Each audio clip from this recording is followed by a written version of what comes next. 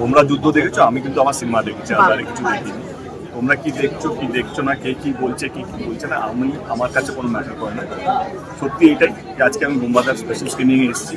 আমি বুম্বাদাকে কতটা ভালোবাসি এটা প্রমাণ দেওয়ার জন্য আজকে আমাকে হবে না, এবং বুম্বাদা আমার 20 বছর সেলিব্রেশনে এসেছিল, সেটা যে বুম্বাদাকে প্রমাণ করতে দেখে কতটা ভালোবাসি সেটা আমার মনে হয় সেটাও বোঝাতে হবে।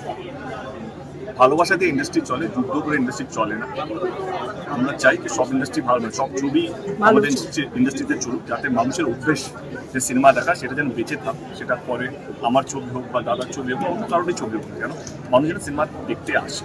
তো আমি বুম্বাদাকে দুজনকে কোনোদিন এই যুদ্ধের মধ্যে সামিল হতে দেখি। আমি আর বুম্বাদা ডিস্ট্রিক্টে নিজের ছবি নিজের মতো করে প্রচার করেছি, মানুষের কাছে পৌঁছতে পেরেছি। এবার মানুষ যেই ছবিটা দেখেছেন যেই ছবিটা দেখেন সেইটা নিয়ে আজকের দিনটা আমরা দেবী চৌধুরানীকে সেলিব্রেট করতে এসেছি, সেটাই সত্যি।